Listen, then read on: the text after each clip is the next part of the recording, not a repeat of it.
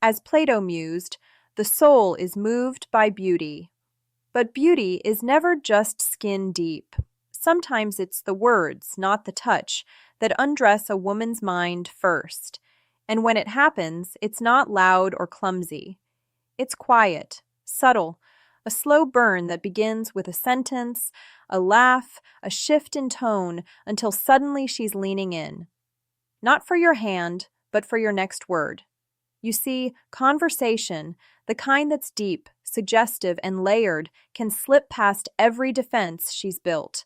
It doesn't knock at the door, it walks in through the side entrance of her mind, finding the rooms even she's kept locked. You don't have to touch her skin to make her tremble. You only have to reach the place where her thoughts live, breathe, and yearn. There's a reason for this, buried deep in the way her brain is wired.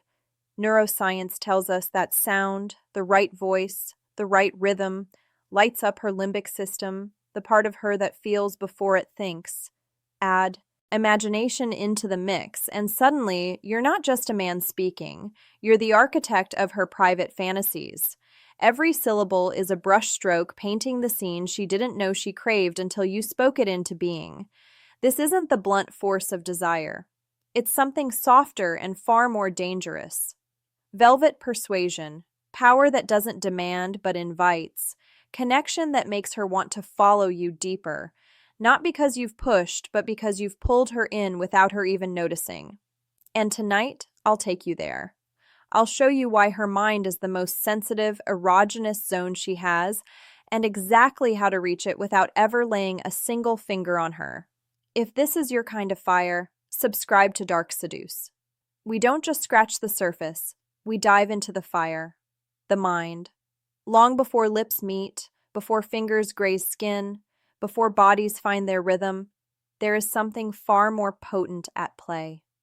The mind. For many, women, desire doesn't begin with what they see or what they feel. It begins with what they imagine, and that is where true seduction lives. Mental stimulation often overrides physical attraction because the mind has no boundaries, no limitations. It can magnify a small spark into a consuming fire.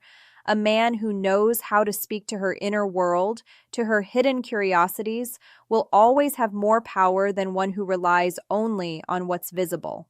A handsome face might catch her eye, but words, the right words, will keep her restless at night. This is the beauty of anticipation.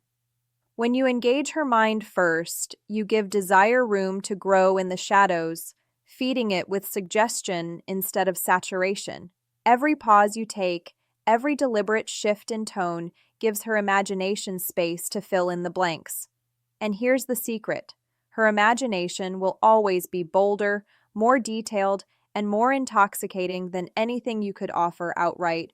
There are subconscious triggers woven into language. A slow, measured sentence tells her you're in no hurry, which makes her lean in closer. A drop in tone signals intimacy, as if you're letting her into something sacred. Even silence can be seductive if you hold it just long enough for her to feel the weight of it. These are not accidents. They are instruments in a symphony you conduct with nothing but your voice. And yet, it's not just what you say that matters. A simple phrase spoken with presence and intention can be electric. The magic is always in the how, the cadence, the softness, the way you allow your words to linger like fingertips on her skin. That is what makes her mind surrender long before her body ever does. And once you understand that, we can go deeper into the power of the voice itself and how it becomes an intimate touch all on its own. The human voice is more than sound. It's a current, a frequency that bypasses logic and heads straight for the most primal part of the brain. Neuroscience shows us that the right tone, the right melody in speech activates the limbic system, the seed of emotion and memory. And when that system lights up, dopamine flows. She's not just hearing you, she's feeling you. Lower, slower speech has a particular effect. It draws her in, forces her to focus. When you slow your words, it tells her that nothing else matters in this moment. It gives each syllable the weight of a touch, each pause the gravity of a lingering gaze. Lower tones vibrate through her in ways she might not even consciously register, but her body reacts. The subtle quickening of breath, the heightened awareness of her own heartbeat.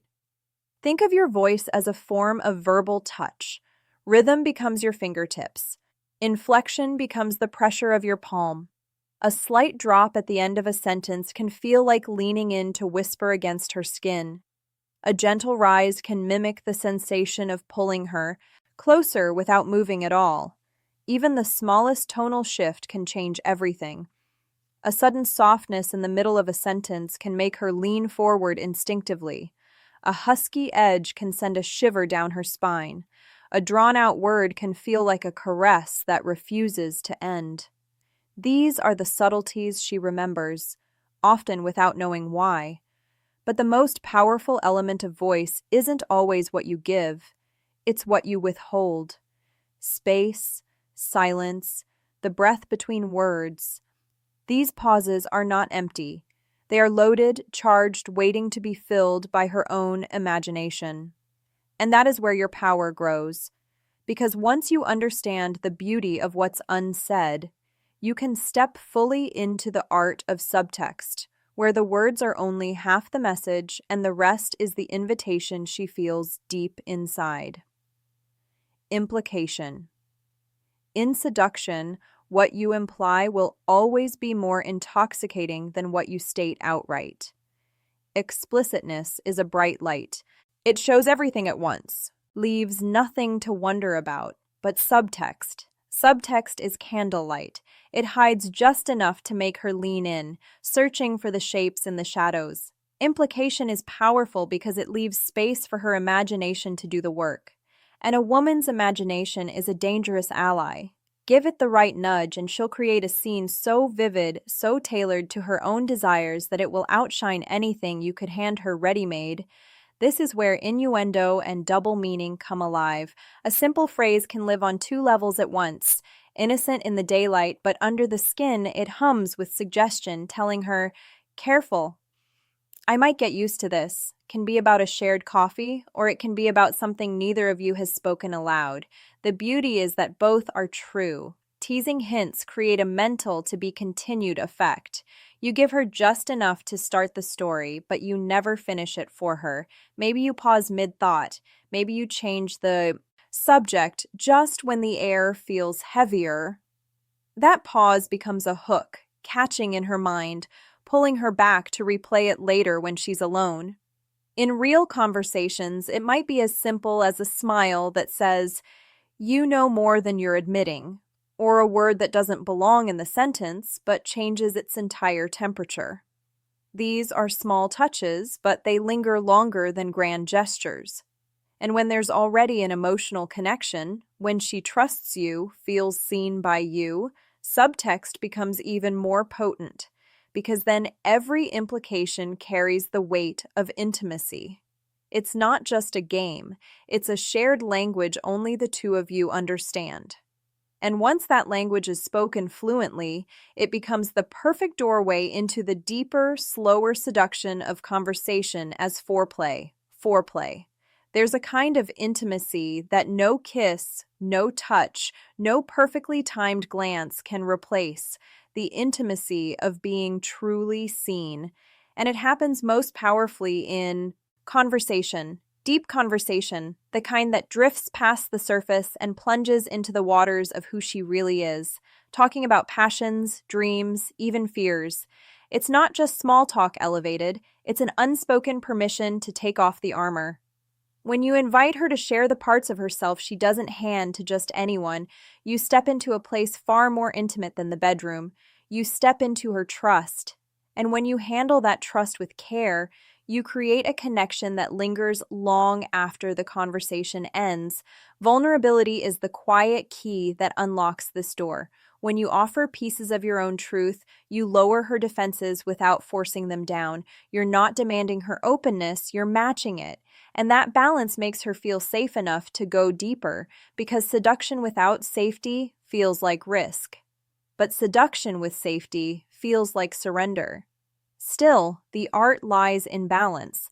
Give her enough of yourself to keep her close, but hold enough back to keep her chasing. Mystery is not withholding for the sake of control. It's leaving space for discovery. And discovery is one of the most addictive experiences the human mind can have. Then there's the phenomenon of mirror neurons, the brain's way of syncing with another person. When you truly listen, reflect her emotions, and let her see herself through your understanding, something electric happens. She doesn't just feel understood, she feels desired for who she is, not just for how she looks. That's when attraction spikes quietly, but powerfully. And here's where it becomes foreplay. Not in the obvious sense, but in the way it builds emotional tension. It's a slow simmer that makes her lean closer, linger longer, want the conversation to stretch into the small hours. And when the moment is right, you can shift that deep current into something more playful, teasing her with words that dance between sincerity and suggestion, turning the emotional connection into something undeniably charged. Teasing seduction isn't always slow whispers in the dark. Sometimes it's a spark struck in daylight, the delicious friction of playful challenge. There's something magnetic about a man who doesn't just agree with everything she says, who dares to tease her, to tilt the world just enough to make her laugh and lean in. This is the push-pull of playful provocation. You're not creating conflict. You're creating contrast. And contrast is thrilling because it stirs emotion. And emotion is the heartbeat of attraction. A slight contradiction offered with a smile tells her you're not afraid to meet her energy. A flirtatious disagreement makes her defend herself in the most engaging way. Not to win, but to keep the dance going. The magic is in your delivery. It's never harsh, never cutting, only just enough to make her raise an eyebrow, to make her feel the pulse of challenge under the skin of connection. You're saying, I see you. I enjoy you, and I'm not afraid to play with you. But here's the subtle art. Reading her responses. Is she leaning forward, laughing, throwing the energy back at you? That's your cue to turn it up, to let the rhythm of your words tease just a little deeper. If she's quieter, smiling but not firing back, you slow down, keep it light, and let the tension simmer instead of flare. This pacing is everything. Escalate too quickly, and the game ends before it becomes addictive. Hold back just enough, and she'll start chasing the next exchange, waiting for the next verbal spark you'll throw her way. And as you play, you're planting the seeds of something bigger, a private world of shared glances, inside jokes, and tiny provocations that she can carry into her imagination later, because the best teasing doesn't just make her smile in the moment, it lingers, echoing in her mind when she's alone. And that echo is the perfect bridge into the next stage of seduction. Building a fantasy so vivid she can feel it before it's ever real. Imagination. Fantasy doesn't have to be announced. It doesn't have to come wrapped in bold declarations or explicit detail. In fact, the most potent fantasies are planted quietly in the gentle soil of her imagination and left to grow when you're not there. This is the art of crafting mental imagery through conversation. You're not telling her what to see. You're guiding her toward it, letting her mind do the coloring. It might be as simple as saying, "Imagine us," and then letting the sentence breathe into something vivid. The moment she begins to picture it, she's already there with you. This is where future pacing becomes so seductive. Invite her to imagine something you could share, not a grand or impossible gesture, but something close enough to feel real. A walk through a quiet city street at night, a drink in a place where no one knows your names, the sound of rain tapping on the window as you talk about nothing and everything. These are moments she can slip into without resistance because they feel attainable and therefore dangerously possible. Sensory language is your ally here. Don't just mention the wine. Describe the warmth of the glass in her hand, the way the scent rises before she takes a sip. Don't just say rain. Let her hear the steady rhythm. Smell the faint hint of earth in the air. Feel the coolness against her skin before she steps inside. The more senses you awaken, the more alive the scene becomes in her mind. But balance is key. Push too far into the cinematic and it becomes theater, something she observes instead of inhabits. Keep it close, grounded, believable, and she'll not only imagine it, she'll want to make it real. And once she's living in that imagined moment with you, the line between fantasy and memory begins to blur, which is the perfect place to bring everything together. The mind, the voice, the subtext, the play, into the final dance that leaves her wanting more. The final dance seduction is never about one single move. It's a composition, each note building on the last until the melody lingers in her mind long after the music stops. The tone that stroked her senses, the subtext that made her lean in, the deep talk that disarmed her, the playfulness that kept her smiling, the fantasy that took her somewhere she didn't expect to go. When these elements flow together, they create a rhythm she can't and doesn't want to escape. But here's the secret. You don't take it to the very end. You stop at the peak of curiosity. You leave her suspended in that charged space where her mind is racing ahead of her body. Ending at the height of her interest isn't a loss. It's the seed of obsession.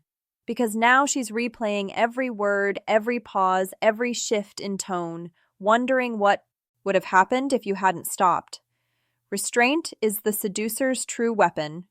Anyone can rush toward the finish. But the one who knows how to hold back becomes unforgettable. You're telling her without words that there's more, so much more. But she'll have to come closer to have it. It turns every future conversation into a promise. And that's the beauty of the closing dance. It doesn't end anything. It only changes the music, slowing it down, letting the echo of your presence carry her forward. Because the real goal isn't to give her everything in one night, it's to make her crave the next. And that craving, that ache you've built with nothing but words, is where the fire truly begins to burn. True seduction doesn't begin with the body. It begins in the mind, in the way you awaken her thoughts, spark her curiosity, and stir feelings she can't quite name yet. Long before her skin reacts, her imagination has already surrendered. And that surrender, that's where the real fire lives. So tell me, has anyone ever seduced you without touching you, just with their voice and words? Or have you done it to someone? I want to hear your stories. If you felt that power or wielded it yourself, you already know. This is not surface-level desire. This is something deeper, more dangerous, and infinitely more addictive. Subscribe to Dark Seduce. We don't just scratch the surface. We dive into the fire.